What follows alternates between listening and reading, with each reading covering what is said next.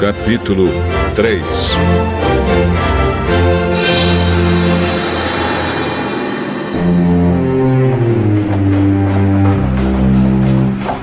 O rei Nabucodonosor mandou fazer uma estátua que media 27 metros de altura por 2,70 metros de largura e ordenou que a pusessem na planície de Turá, na província da Babilônia.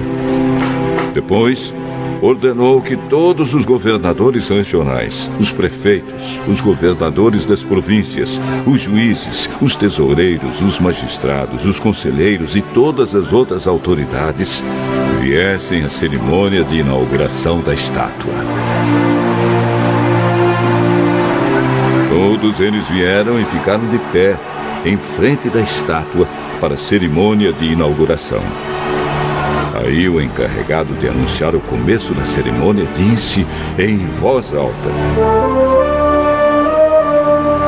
povos de todas as nações, raças e línguas, quando ouvirem o som das trombetas, das flautas, das cítaras, das liras, das harpas e dos outros instrumentos musicais, ajoelhem-se todos e adorem a estátua de ouro que o rei Nabucodonosor mandou fazer. Quem não se ajoelhar e não adorar a estátua será jogado na mesma hora numa fornalha acesa.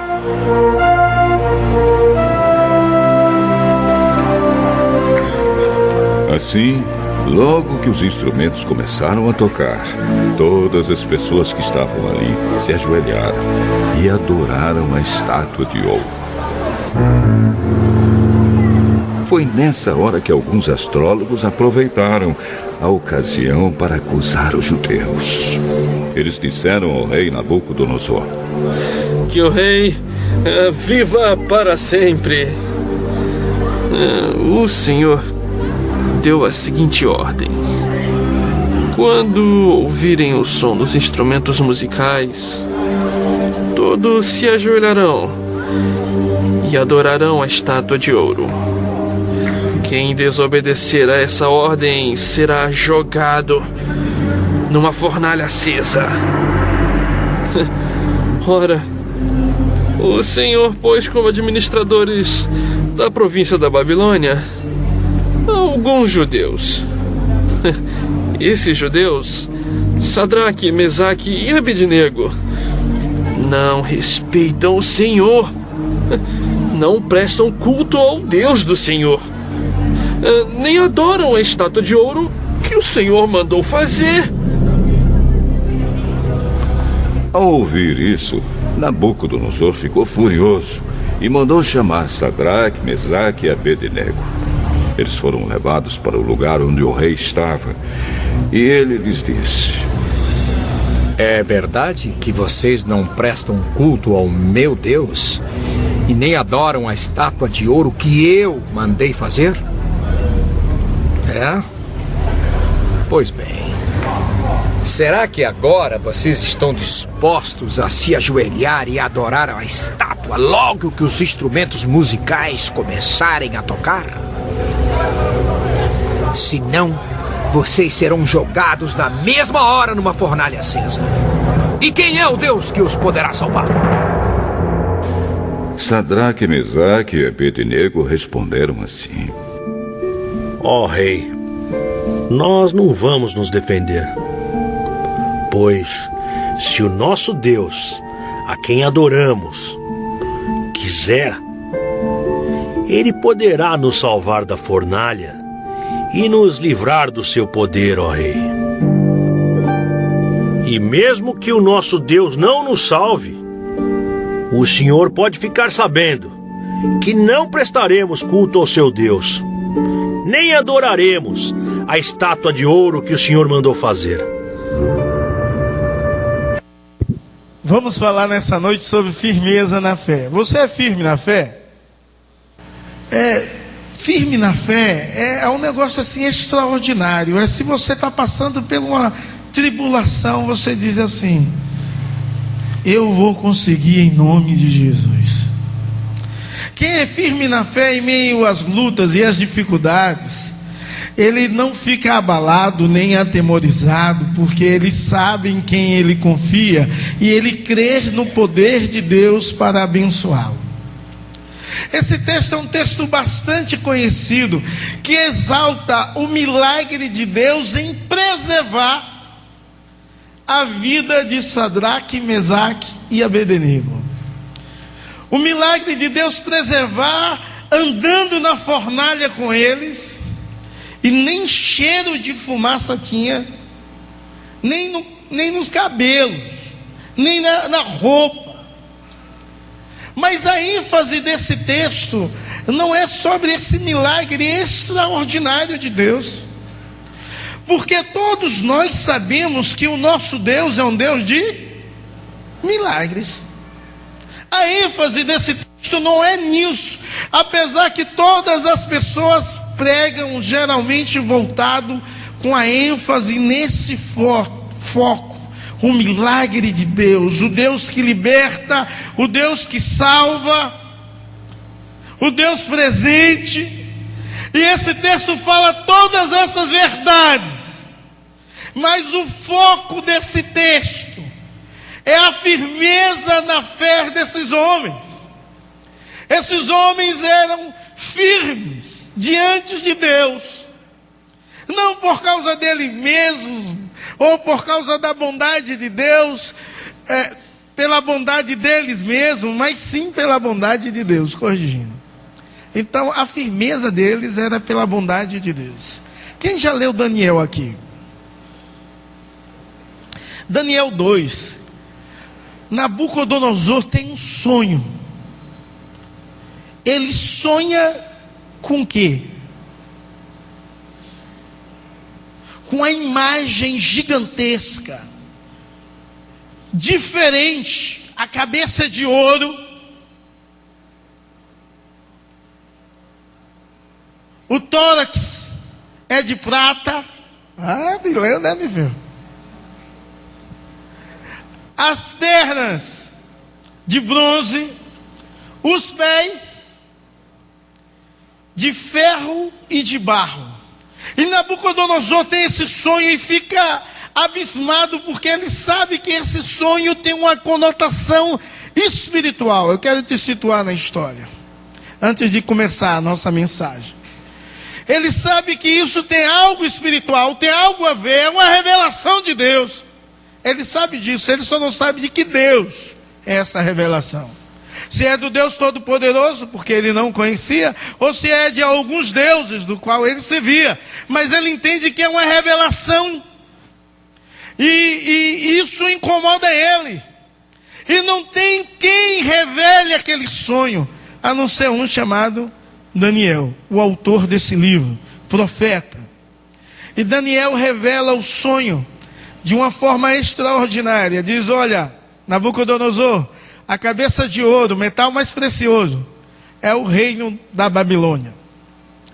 Esse reino vai terminar. Deus quer mostrar, o Deus Todo-Poderoso, o Deus de Israel, quer mostrar as coisas futuras. Então, a cabeça é esse reino atual, o seu reino, o mais poderoso, o mais nobre, ouro. Mas o seu reino vai ter fim. E vai vir um outro reino, que o símbolo é um metal, é uma prata. E esse outro reino é o reino do Medos Persas. É um reino inferior ao seu reino, porque o material simbolizado é inferior, mas ele vai reinar sobre tudo, vai destruir o seu reino. E depois dele vai se levantar um outro reino, o reino grego, que irá derrotar e destruir o reino Médio-Persas. E depois vai surgir um outro reino, que é forte como ferro, mas frágil como barro, que é o reino romano. E nós sabemos que toda essa história se concretizou. Toda essa revelação futura de anos se concretizaram. Mas o rei Nabucodonosor ficou inquieto com essa revelação. E no capítulo 3 narra que o rei manda fazer o quê? Uma imagem de ouro de 30 metros de altura, 60 côvados. O rei mandou fazer uma imagem gigantesca, porque ele queria dizer assim: esse reino poderoso não pode ser fragmentado e destruído. Em outras palavras, ele queria trazer uma analogia que o reino dele seria todo de ouro e ia perpetuar para todo sempre. Então ele faz uma imagem para alto se engrandecer e dizer: não, o meu poder vai ser muito maior do que os outros reinos, então vão se levantar contra mim, mas vão cair. Aquele homem era um homem extremamente místico, e ele entendia que se ele se ligasse nessa mística, os seus deuses poderiam ajudá-lo. E aí ele baixa uma ordem que diz assim: olha, quando ver os sons da trombeta, da harpa, da cítara, do símbolo, do fole, todo mundo que ouvir vai se prostrar diante dessa imagem. Quem não fizer isso, quem não adorar, vai ser lançado no fogo inextinguível.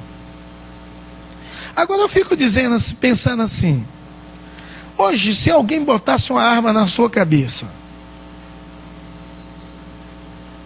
765, automática, para não dar trabalho, né? Negue a Jesus, se proste a imagens, ou a mim, e me adore. Realmente, pense bem, qual seria a sua situação? Qual seria a sua resposta? Não, vou piorar a situação. Você é pai e mãe de uma criança linda.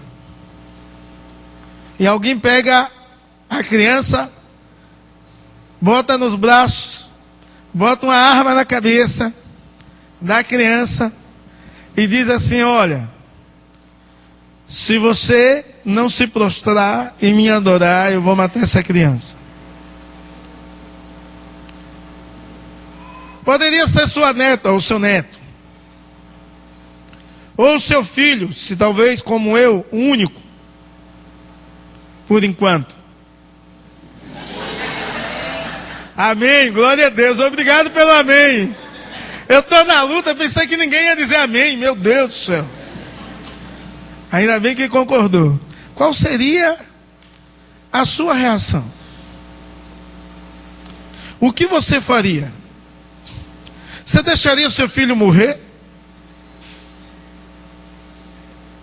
O que você iria fazer? Você ia fazer uma concessão naquele momento, dizer: Deus, olha, eu estou aqui, eu vou fingir que me prosto e adoro, até vou fazer até uma oraçãozinha, tal, mas o meu coração é seu. Você fazia isso?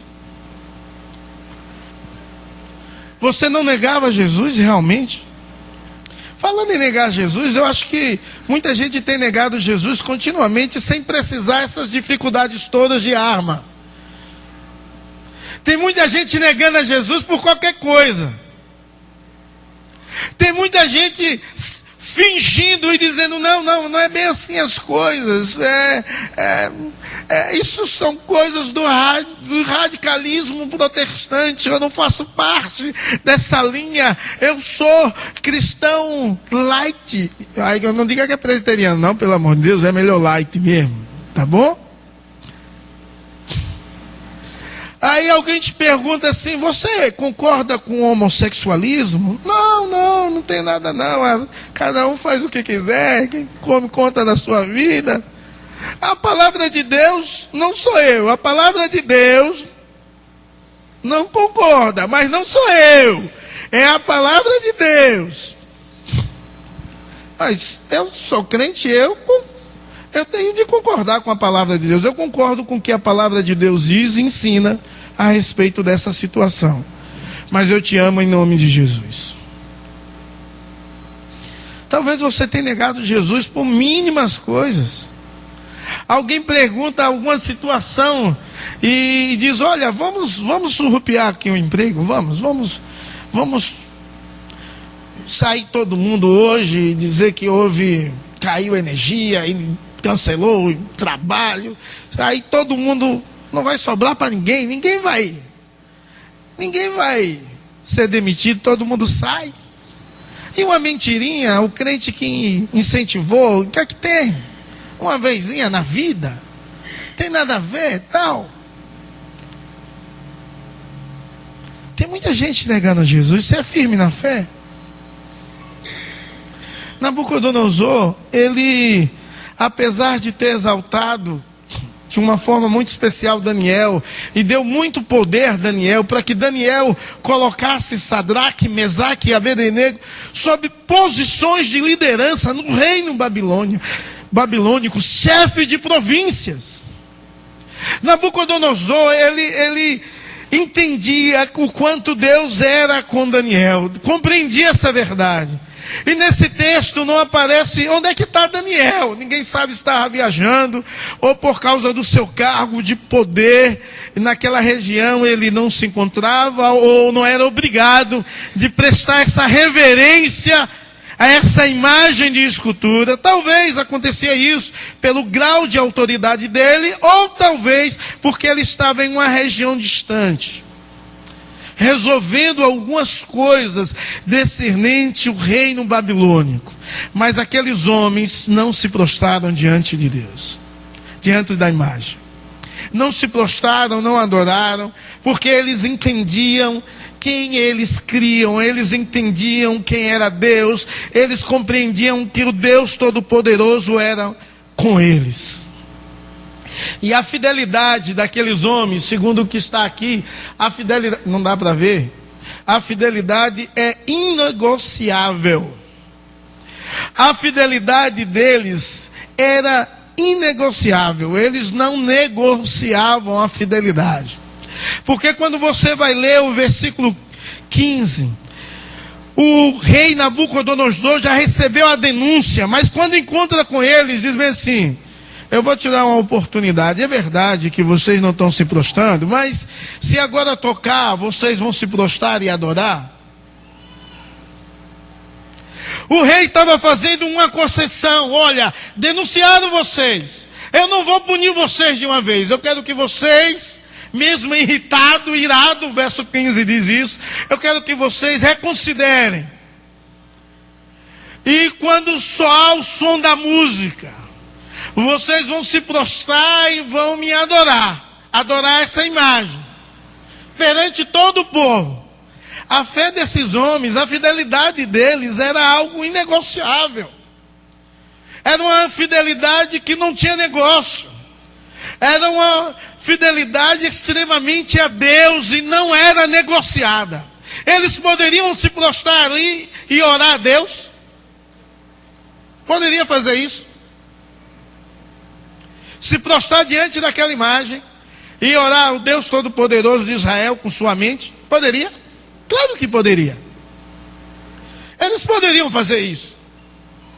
Quantas e quanta gente não fizeram isso? No decorrer da história mundial, quantas pessoas não fizeram isso? Alguns filmes narram isso. A história do santo, do Pauoco, narra isso. Era a imagem cheia de diamante, e o cara se prostrava e dizia: oh, meu diamantezinho. Mas não era para a imagem. A história de Pedro Abelardo cita isso, narra isso. Pessoas que se prostravam diante de algo, mas não adoravam aquilo, adoravam outra coisa. Então eles poderiam fazer isso? Eles poderiam fazer isso. Mas a fidelidade deles é inegociável. Eles não fazem negócio com a fidelidade. A sua fidelidade é inegociável. Você está disposto a morrer para não pecar? Pastor, que espécie de santidade é essa que o Senhor propõe? A morrer para não pecar? Essa santidade é a santidade de Sadraque, Mesaque e Abednego. É a santidade que prefere morrer para não pecar diante de Deus. E talvez você não tenha analisado e levado a sério o pecado como deveria. O pecado que deveria ser um acidente na sua vida é algo comum e corriqueiro. Você talvez tenha feito muitas concessões na sua vida que tem te atrapalhado a viver uma vida de santidade, de amor, de devoção e adoração ao Deus Todo-Poderoso, Senhor dos céus e da terra. Eles estavam dispostos a morrer para não pecar. Havia disposição no coração deles de morrer, mas morrer fiel a Deus. Então, eles preferiam a fornalha, ou como outros, os leões, ou outros, as prisões, para não pecar. A palavra de Deus diz em Atos, os leões, Daniel, foi lançado nas covas, mas diz em Atos, que os apóstolos são presos e o Sinédrio diz bem assim, olha, vocês nunca podem falar mais do nome de Jesus. E eles dizem, não podemos deixar de falar do que vimos e ouvimos. Não podemos deixar de falar. Prenderam eles, bateram nele. De noite eles cantaram, pronto, acabou tudo. Foram libertos. Porque Deus é bom. Glória a Deus por isso. Mas a fidelidade tem de ser inegociável. Eu não negocio a minha fidelidade diante de Deus.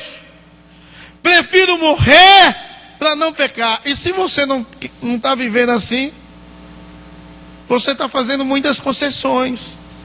O pecado tenazmente te assedia, mas não precisa nem tanto para te assediar, porque você está tão mole, cara, e fácil. Está assim, ó. Então, é importante que a igreja possa ter uma fidelidade inegociável. E quando você tem uma fidelidade inegociável, você pode ser rejeitado por um grupo, por pessoas. Pode rejeitar você por causa da sua fidelidade, por causa do seu pensamento, por causa da sua posição. Você pode ser despedido do emprego pela sua fidelidade. O cara diz, olha, vamos fazer um desvio aqui. Vamos maquiar essa nota aqui. Não, você invente uma mentira e conte sobre isso. Então você pode ser demitido por causa da sua fidelidade. Você que é vendedor, não, o produto é ruim, mas diga que é bom, vai ser bom demais, é o melhor que tem do mercado. Vai trazer felicidade, alegria. Vende o seu peixe. E falar a verdade, você pode ser demitido por causa disso. Então, a fidelidade negociável pode levar a você ser rejeitado na escola. Ser rejeitado por pessoas, ser demitido, ser discriminado. Pode fazer tudo isso. Mas aqueles homens, eles tinham uma fidelidade inegociável. A firmeza na fé levava a uma fidelidade que não negociava com nada. E nós devemos aprender assim, ser firmes e não negociar com nada. Entender que a posição de Deus, a vontade de Deus, ela é a melhor para mim e para a sua vida. Porque se não parecer ser a melhor início, ela é a melhor. A vontade de Deus é a melhor. Por mais que ela traga guerra de início, discórdia de início, mas ela traz paz no futuro. E ela é boa e ela é agradável. Apesar de não aparecer essa situação, a vontade de Deus é assim que se expressa. Então, é necessário que a igreja possa entender isso, que a fé inabalável, que a firmeza na fé, requer uma fé inabalável. A firmeza na fé deseja que os seus servos tenham uma fé inabalável. E o verso 16 eu fico maravilhado, porque Sadraque diz: olha, não podemos responder nada nessa situação aí. O rei quer uma resposta, mas nós não vamos responder nada. Não vamos te dar resposta nenhuma. Não é necessário te responder. Mas depois de dizer isso, ele responde. Ele diz assim: se o nosso Deus, a quem servimos, quer nos livrar, ele vai nos livrar. Mas se ele não quiser, ele não vai livrar e vamos morrer. Mas vamos morrer em fidelidade a esse Deus. Então, eles têm coragem, uma fé inabalável que demonstra coragem. Coragem. Você tem coragem? Coragem para dizer que você é filho de Deus, coragem para dizer não ao pecado, não quando alguém te oferece algo errado, você jovem, você idoso ou criança, quando alguém te oferece uma coisa que não é de Deus, você tem coragem para dizer assim: olha, não quero. Deus não tem parte com isso, eu não quero isso. Eu não faço parte, eu estou fora. Você tem coragem? Tem coragem de fazer isso? Tem coragem de rejeitar a proposta do inimigo? Tem coragem de dizer assim: olha, eu não quero porque eu sou de Deus? Você tem coragem? Você tem coragem, jovem solteiro, de uma mulher bonita, muito bonita e sensual, dizer: eu quero ficar com você, e você dizer assim: não quero. E ela dizer assim: você é homossexual, e você dizer: não, mas eu não te quero. Eu sou feio, não, mas eu não te quero por causa de Deus. Você tem coragem disso? Tem coragem de ser assim? Coragem de ser santo? Você tem tido uma vida de constância na firmeza daquilo que você crê? Você é alguém constante no que você crê? Eles, além de ser pressionados, eles continuaram firmes. Disse: senhor, pode acender aí a fornalha 7 vezes mais, como acendeu, e não é necessário te responder nada. Se Deus quiser, ele pode nos livrar. E se ele não nos livrar, ele continua sendo Deus. Ou não é? Porque Deus é só quando abençoa, Deus é só quando faz um milagre, Deus é só quando liberta. Ele continua sendo Deus, Deus em todo o tempo, se ele quiser ou não, nos livrar ou nos abençoar, nos curar ou deixar você padecer, ele é Deus. Quantos morreram com enfermidade? Homens e mulheres de Deus. Quantos Deus livrou da espada? Mas quantos morreram da espada? Quantos Deus fechou a boca das feras? Mas quantos Deus deixou que as feras comessem? Ele é Deus, ele pode sim. Ele pode sim. Mas se ele quiser, ele pode fazer. Se ele não quiser, ele não vai fazer. Mas ele é Deus. Então eles tiveram coragem para isso. E muitas vezes a igreja de Jesus Cristo não tem coragem e não acredita nessa verdade de Deus. Deus, porque não age ou não agiu ainda, ele não deixa de ser Deus. Ele é Deus. Então eles demonstram uma segurança em Deus.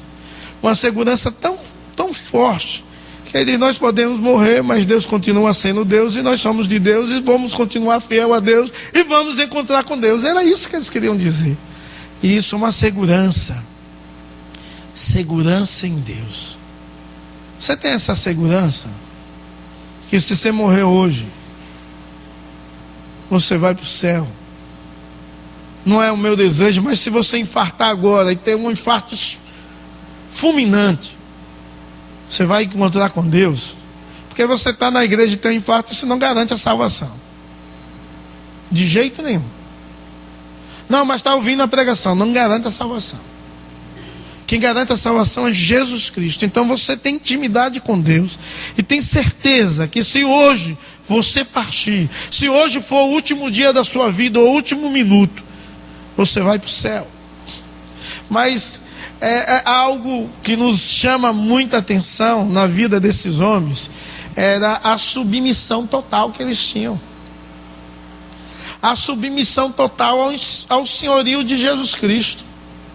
Eles eram submissos, verso 16, ao senhorio de Jesus Cristo, de Deus Todo-Poderoso. Uma submissão incrível, porque eles poderiam dizer: isso é coisa do diabo na vida de Nabucodonosor, que era mesmo, e dizer assim: eu rejeito esse negócio do diabo que vem da parte de Nabucodonosor. Eles poderiam dizer isso. Eu não aceito. Eu reivindico a minha salvação. Eles poderiam falar essas coisas. Se eles quisessem, eles poderiam falar isso. Eles poderiam dizer assim: eu repreendo o demônio do fogo dessa fornalha. Eles poderiam até falar essas coisas tudo. Mas eles não têm uma posição desse jeito, irmãos. A posição deles é de submissão total ao senhorio de Jesus. Quando eles dizem assim de Deus: se Deus quiser, Ele livra. Ele tem todo o poder. Deus é poderoso. E Ele pode livrar do fogo e das suas mãos, ó rei. Mas se Ele quiser, Ele livra. Se Ele não quiser, Ele não livra. E não vou repreender o fogo, não vou reivindicar, não vou fazer nada, não vou botar Deus na parede, não vou exigir nada, porque Deus, se quiser, pode. E Ele é Deus. Se Ele quiser, Ele pode. Então eles serviam a Deus de uma forma extraordinária. E servos de Deus autênticos, submissos à vontade de Deus. Entendendo que Deus pode. E se Deus pode, Ele pode. E se Ele quiser, Ele apaga o fogo. Se Ele quiser, Nabucodonosor morria. Se Ele quisesse, os homens iam entrar no fogo e não ia acontecer nada, como assim foi. Então eles serviam à vontade de Deus. Havia uma submissão total a Deus. E eles criam em Deus em qualquer circunstância. Em qualquer circunstância. Agora eu quero te dizer, você vive assim? A sua firmeza na fé é desse tipo? É desse jeito? Você acredita em Deus assim? Você serve a Deus mesmo na tribulação, na adversidade, na dificuldade? Mesmo assim você serve a Deus? Com alegria, com amor? Você acredita que Deus tem o controle e o domínio de tudo? Diferente do que Nabucodonosor imaginava, que ele dirigia e controlava tudo. Aqui homens estão dizendo: não, o nosso Deus é quem dirige e quem controla tudo. Então se Ele quiser, Ele vai nos livrar da sua mão, vai livrar dessa fornalha. Porque Ele é Deus, Ele é Senhor de tudo. E nós servimos a esse Deus. Qual é o Deus que você serve? É o Deus que é Senhor sobre tudo e sobre todos e sobre você? Ou é o Deus que é o seu servo? Qual é o Deus que você serve? Então Deus, se quisesse, iria abençoá-los, mas eles não serviriam a Deus por causa da bênção. Eles serviriam a Deus por causa do caráter de Deus. Porque eles entendiam quem Deus era e quem Deus representava para as suas vidas. Santidade, submissão total é a vontade de Deus para a sua vida. Submissão total é o que Deus deseja da minha vida e da sua vida. A vontade de Deus é que você sirva a Deus e possa compreender que Deus pode te livrar. Mas se Ele não quiser te livrar, Ele é Deus. A história nos conta que Eliseu morreu de uma enfermidade. Mas depois de morto, ainda aos seus ossos, ressuscitou um outro. Meus amados irmãos, independente do que você tem vivido ou sofrido, a teologia correta é continuar adorando ao Senhor, em toda e em qualquer situação, seja na bonança, seja na escassez, seja na tribulação ou na prosperidade, seja na alegria ou na tristeza. Eu devo servir a Deus e ser submisso totalmente a esse Deus. E pela sua santa bondade, se Deus quiser, se Deus se agradar de mim, e se Deus quiser permitir a mim mais anos de vida, para me livrar de uma situação adversa, para me livrar da morte, eu tenho de lembrar que aonde eu vou, aonde eu estou, Deus está comigo. E aqueles homens foram lançados na fornalha, versículo 24, 25, com seus braços atados e pernas. E o rei olha e diz: não lançamos 3, porque agora tem 4. E um é semelhante a filho de Deus. O rei viu o Deus Todo-Poderoso, Jesus Cristo, uma teofania, uma manifestação de Deus visível. Jesus Cristo estava ali naquela fornalha com Sadraque, Mesaque e Abednego. E Jesus Cristo, que tem todo o poder no céu, na terra e debaixo da terra, fez com que aquele fogo não fizesse, não causasse nenhum dano neles. Eles foram promovidos e abençoados pelo rei. Sabe por quê? Porque havia uma firmeza magnífica na fé. Porque aqueles homens compreenderam que é mais importante obedecer a Deus do que cair no pecado. Porque aqueles homens estavam dispostos a morrer do que pecar. Então a vida deles era para a glória de Deus. E entendemos o que o apóstolo Paulo ensina: se vivamos, para o Senhor vivamos.